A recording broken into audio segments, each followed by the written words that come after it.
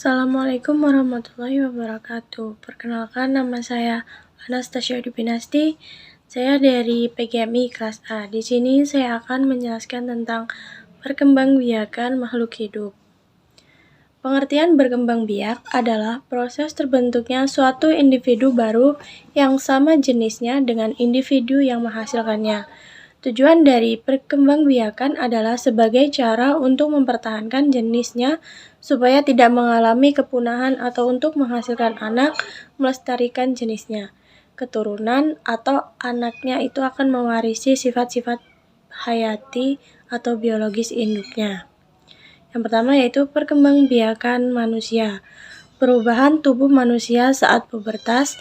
Masa pubertas atau masa akil balik merupakan awal kedewasaan seseorang secara biologis. Masa pubertas ditunjukkan dengan terjadinya perubahan-perubahan bentuk fisik tubuh anak laki-laki dan anak perempuan. Ciri-ciri umum dan khusus perubahan fisik pada masa pubertas yang dialami oleh anak laki-laki dan perempuan yaitu yang pertama perubahan umum, tubuh bertumbuh semakin besar dan tinggi. Yang kedua, tumbuh rambut di bagian ketiak. Pertumbuhan rambut di bagian dialami oleh beberapa anak laki-laki dan perempuan.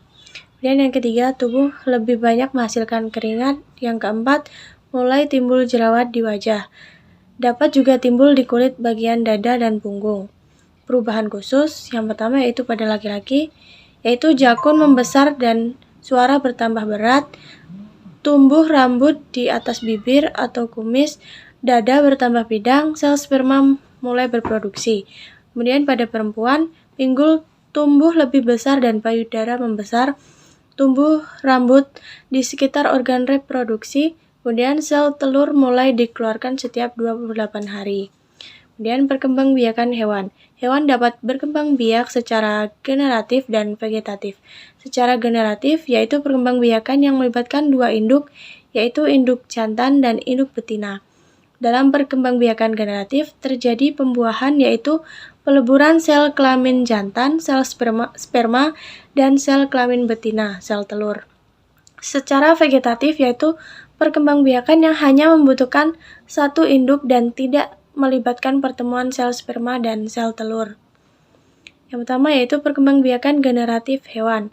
Pembuahan adalah pertemuan sel sperma dan sel telur. Sel telur yang telah dibuahi kemudian tumbuh dan berkembang menjadi calon bayi atau janin dan berkembang di luar tubuh induknya.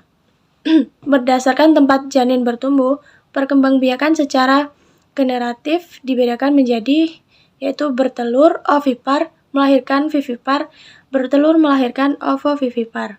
Ada beberapa cara perkembangbiakan secara vegetatif yaitu membelah diri, kemudian bertunas, dan regenerasi. Kemudian yaitu perkembangbiakan tumbuhan.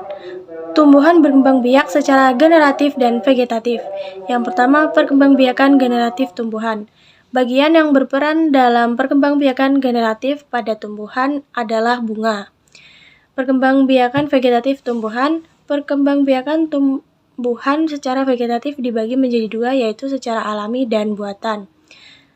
Secara alami, contohnya yaitu umbi batang, umbi bakar, dan umbi lapis, rizoma dan geragih, tunas adventif. Kemudian perkembangbiakan tumbuhan secara vegetatif buatan.